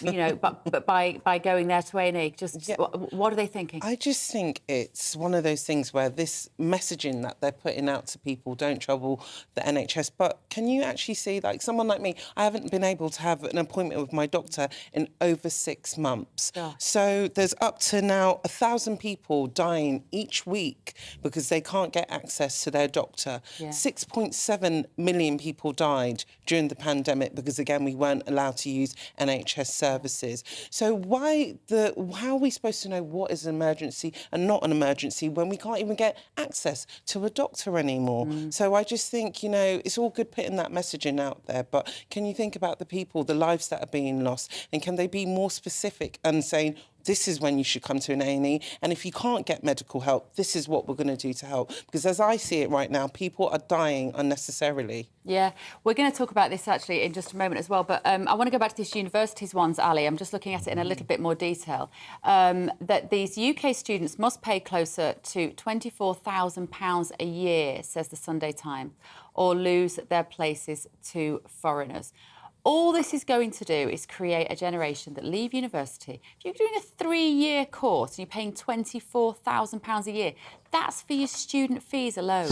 That's just, the cost is just prohibitive to anybody that doesn't have a huge amount of family money or is prepared to go into their life with, you know, 75 grand debt. That's right, and that's why you'll see that some of the best and brightest students will go to the US, where fees are even higher, but they are a lot more generous bursaries because there's a lot more philanthropy in the US. People give to their alma maters in a way that we don't really do so here. So there'll be a lot of that, but it is a really difficult time for students anyway. They've already got fees over £9,000 plus all the living expenses. I sit on the board of a university, and it's really tough out there for students right now. So this is like another thing they need, like a hole in the head on top of everything else that the younger generation are having to face. You come out saddled with £100,000 of debt, you can't get a job, or you come out with a degree that's not going to get you a great job, and you've got rents going through the roof, and you can't get on the housing ladder. It's really tough out there. Why so many young people are depressed, and why young people don't feel inspired anymore. Yeah, but one thing I would say, Stephanie and David, is that I also think that 50% target that Blair came out with to go to university was also completely destructive. Absolutely appalling. University is not for everyone. No, it's not. It should be open for people who are academically inclined and will use that in a way, but we also need brilliant vocational training. Look at Germany, what they do with industry and vocational courses, which are really prestigious. We still don't have that. Well, let's also think about the way that on-the-job training, for instance, as solicitors used to learn on the job, you didn't go and read accountants, nursing. I don't. This idea that Blair built up the university sector, in part, I fear, cynically, in order to entrench a certain sort of vote, a very large public sector vote, because there are many towns, particularly where there are no private sector industries left, where the university is a major employer. So you've got a client vote there. I think this was a highly cynical and typically Blairite move. The good thing about this would be that it made people consider whether university was a necessary part of their educational experience and their life. But isn't university, it's not just about your academics, though, is it? For a lot of young people, it's about development. It's about development. It's a bit about the stuff I was talking about at the beginning of the show in the monologue. It's about being a human being. It's working hard, partying hard, learning to hold friendships together, budgeting, you know, cleaning up after yourself. It's a little, in fact, it almost ties together the two conversations, also the one with Mike about raising a generation of adult babies that can't make decisions for themselves or run their own life. I think a lot of young people will miss out by not going to university, and not just the academics. Well, it's almost like they're dodging a bullet as well, because you'll have this 3-year honeymoon period of campus life and living it up, and then coming out, being jobless, can't find a job, and a huge amount of debt. Yeah. So is it worth it? I haven't been... Well, I also don't think universities are in the best place right now in terms of actual free speech and all that whole debate either. So you pay all this money, And what do? You get inculcated with certain worldview, and you're not taught to actually critically think for yourself, and everything's got a trigger warning on it to try and prevent you from any sort of psychological harm. It's all a bit odd, really. So if you can't go to university, you know where you can go? The library. And you might be able to go to the library, not just to read books, but to keep warm, apparently. This winter, Britain's libraries and museums are preparing to act as warm havens for people unable to afford to heat their homes in the winter months. The buildings will be part of a network across the country which will provide warm shelter to help reduce excess winter deaths. Sometimes I kind of read these things and I think, what year is it? Like, genuinely, what year is it, David? Are we living in Victorian England where we're all going to be huddled around a candle, kind of, you know, like the little matchstick girl? Well, I know it's a terribly controversial thing to say, but people could just rediscover wearing more clothes in winter instead of expecting everywhere to be heated to a sort of Mediterranean temperature. I think there is an aspect of people being rather mollycoddled over the past quarter century because life has been easy, by and large, for the most people. So, you know, it's not the worst thing if you have to put on a jersey or two. Well, you shouldn't have to go to sit in the library, should you, on a snowy day because you can't turn on your radiator? There's a secondary benefit. People might read books and learn things without having to go to the BBC to be told what to think. Where did we find you? I think David's being a little bit... Look, I'm all in favour of personal responsibility and people doing that, but I do think there is going to be destitution for certain people in this country. Not for 27 million households, but for 5 to 10 million at the bottom end of the spectrum that are going to be spending a large proportion of their money on energy bills. They're going to suffer. They really are. Do you think this is part of the fear-mongering, though? Because I feel like for the past 2 years, all we've had is fear-mongering after one thing, after COVID, now the cost of living crisis, and now this winter of discontent that's about to hit us. Do you think it's... But you know, Stephanie, I don't think it's fear-mongering. What I think of fundamentally, right, and I speak as a capitalist, is I think it's the system breaking down. The system as is not accruing... It's accruing to too few people the benefits and the spoils. And this is why you're having massive strike action, right? I'm not in favour of inflationary increases for all strikers out there, but I understand where they're coming from. I mean, they're trying to get a fair wage. Yes, the RMT is being a bit ridiculous, saying no compulsory redundancies. We don't want any changes at all. We want a 10% pay rise or whatever they're going for. But I think people also feel, and this is why there's not been so much outcry against those strikes, is that the system's just not working for everyone, right? And when you have a situation like that, you get revolution of some kind. Yeah, talking of which, this is the kind of story that is going to inspire a revolution. This is the fraud probe power chief's £11 million wages. The headline writers get a lot in, don't they, in a few words. It's genius. This is the boss of Scottish Power who earned over £11 million last year. In 1 year, whilst also facing allegations of fraud, bribery and breaches of privacy. And the comment here is very tiny, this. It continues to beg a belief, said a Lib Dem business and finance spokesperson, that energy executives can get away with eye-watering salaries.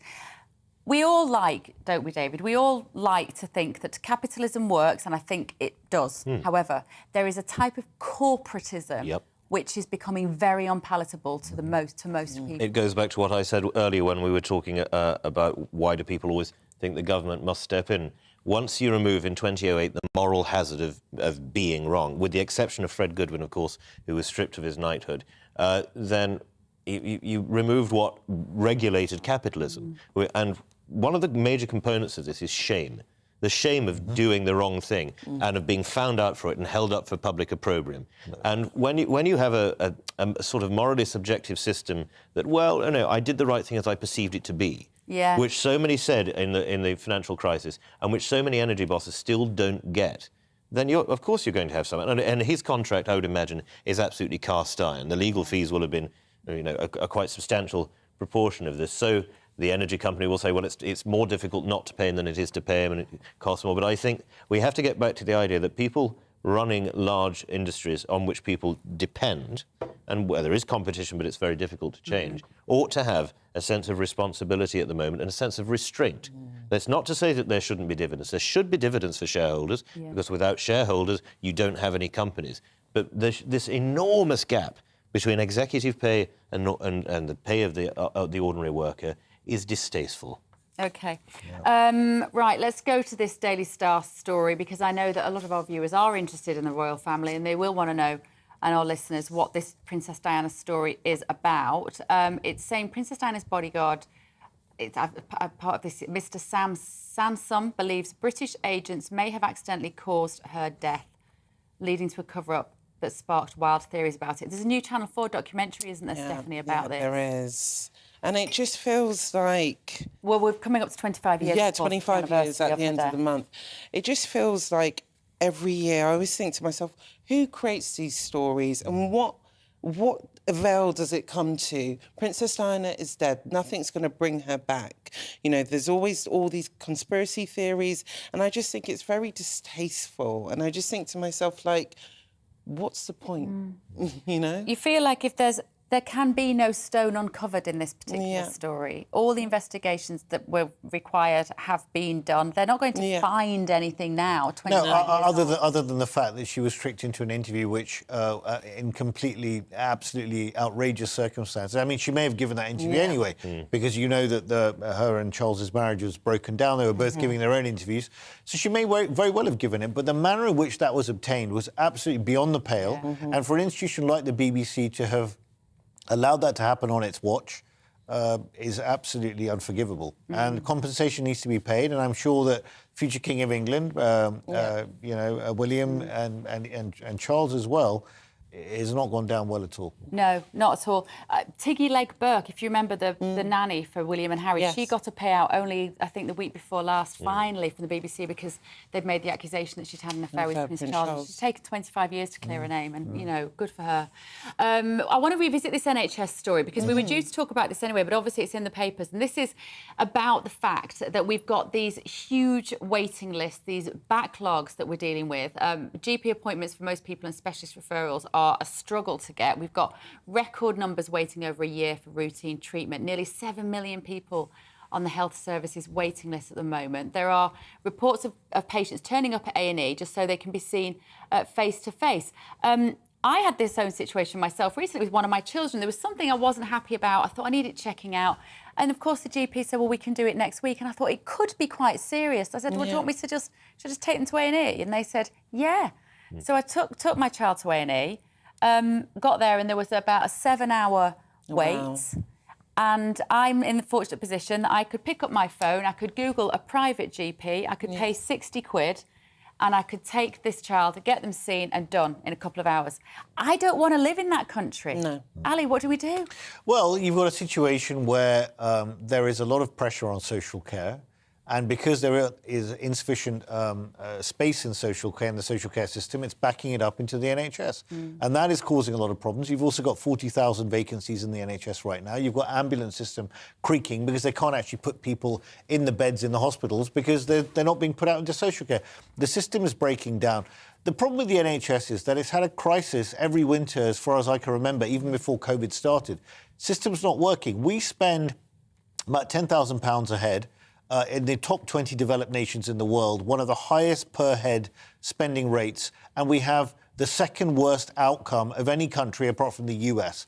Something's going wrong somewhere. And I'm a big supporter of the NHS, and we all danced in 2012 at the opening ceremony of the Olympics celebrating the NHS, and my own mother's been an NHS doctor for 40 years. So I yield to no one in my admiration for it, but it's not working right now. And then when the government tries to fund it properly by saying we're going to raise national insurance, everyone has a hissy fit about it, saying you can't do that. Well, then where's the money going to come from? Everyone says you've got to spend more. I don't think it's just about spending, by the way. Liz Truss is talking about reform. She's talking about here in this piece about the fact that she wants to try and retain more doctors because when they reach their cap of a pension contributions of £1 million, then they have to pay, they get taxed on all their further contributions. She's trying to, potentially change the rules, reform the system. The big question I've got is, though, the Tories have been in power for 12 years.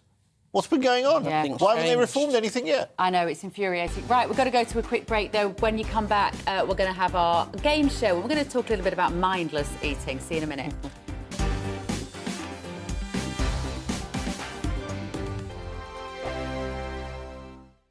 Join my show Farage, 7 p.m. till 8 p.m. Monday through Thursday. And there you will get opinion, analysis, debate, and I'll cover stories that nobody else dares to touch. You've been cancelled. Join the club. Oh, my goodness me. And then for the last 15 minutes, talking pints. We're over a drink. We have a civilised conversation with someone. We very often disagree, but we do it in a grown-up way. Come and join me on Farage.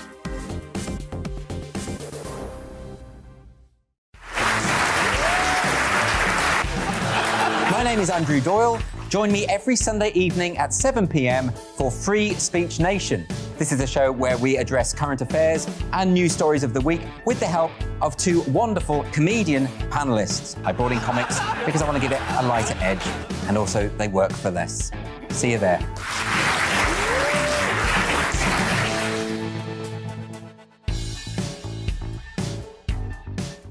Hi there, it's Stephen and Anne.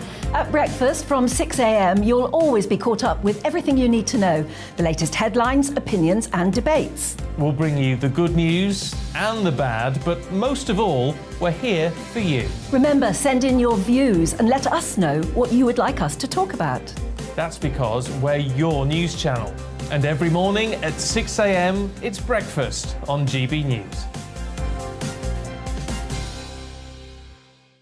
I'm Dan Wootton. Join me Monday to Thursday from 9 to 11 for the feistiest and most fun news debate on TV, where free speech reigns. I'll bring you a sharp take on the day's biggest stories, bombshell newsmaker interviews, and A-list guests.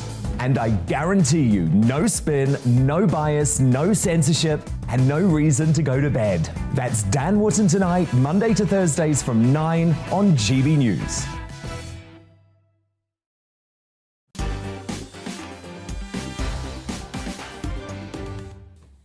Welcome back to Mark Dolan tonight with me, Bev Turner. We're not going to talk about eating. We've run out of time, but we might do that tomorrow night instead. But we have got the great British game show. Now, business in the front, party in the back. What we're talking about? The mullet, of course. It's probably one of the most controversial hairstyles, but our cousins across the pond have had a more positive approach to the look. Voting is currently underway for the children's division of the annual USA Mullet Championships, which has been running since 2020. The American Mullet Championship is well underway, so let's have a look at some of the hopefuls. This competition has been whittled down to 25 contestants, with kids and teens winners are going to be announced tomorrow. So for my great British game show this evening, I thought we'd remember some of the most memorable mullets. So I'm going to show my panel celebrity fresh cuts to see if they can guess the star from the mullet. So let's play Mullet Over. Right, OK. Who's that? Oh, David Beckham. Oh, correct. It is David Beckham. You know what? We should tell you why people have mullets at the moment. You will know, Steph, why the mullet has made a comeback. Why has it, actually? It's because of Stranger Things. Ah, yes. So Stranger Things is this massive Netflix series which all the teenagers love. It is really quite good. It's a dark kind of sci-fi thing, but it's set in the 80s. And it's brought back all these things. So my children think, like, a mullet is cool. And I'm like, you look ridiculous. Brought back Kate Bush as well. Kate Bush, Kate Bush, exactly. She's another one. Right, who's this? Who's this, guys? Right. With a mullet over. Who's that? You can mull that one over. No? Billy Ray Cyrus.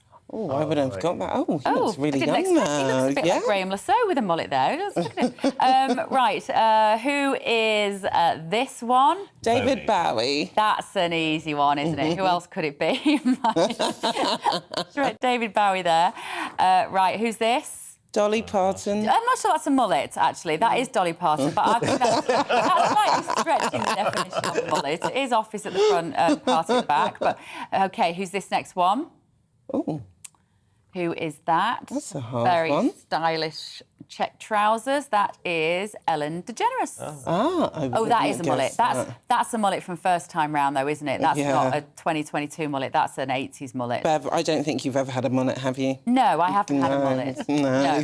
No, I don't think I'd look good in a mullet. I can't lie. Who's that? I thought it was a golfer for a minute. I thought he was carrying a golf bag on his shoulder, but it is John Travolta. Oh, that's pretty good. And this one, who is this? Madonna. Madonna, you say? Any idea, David? Oh, no, Cyndi Lauper, maybe. Billy Idol. Billy Idol. Ali? Not sure. Miley Cyrus. Does look like Madonna in that picture. And the last one, who is this?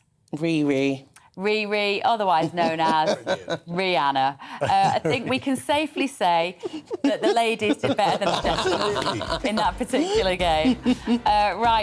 Thank you all for watching tonight. Thank you, David, Stephanie and Ali. I will be back tomorrow evening at 9 o'clock. But Headline is up next. Sleep well. Looking ahead to tomorrow's weather, and the UK will be dry for many parts, though there will be some scattered showers in places. Here are the details. There'll be a mixture of sunny spells and scattered showers across northern Scotland on Sunday morning, with a fresh southwesterly breeze. A dry start for much of Northern Ireland, with sunny spells, though often hazy. A few light showers are possible towards the north coast. Sunny spells and scattered showers from the word go across northern England on Sunday morning. Some of those showers could be on the heavy side. Showers will be frequent across North Wales and the Liverpool Bay area on Sunday morning, some of them on the heavy side at times. On the mild side though, with temperatures around 15 Celsius. Mostly dry this Sunday morning for the East Midlands, though the odd shower is possible. Plenty of sunny spells and light winds for all. Temperatures will be around 15 degrees Celsius, 59 Fahrenheit. A bright start across East Anglia on Sunday morning. Plenty of sunshine though, perhaps some early low cloud towards the coasts. Morning temperatures will sit at around 15 Celsius. Sunny spells for southern England at 7 o'clock on Sunday morning, though a few showers are possible towards the coasts.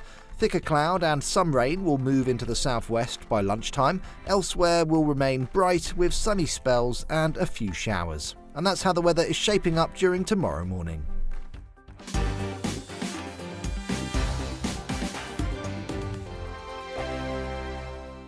Join my show Farage, 7 p.m. till 8 p.m. Monday through Thursday. And there you will get opinion, analysis, debate, and I'll cover stories that nobody else dares to touch.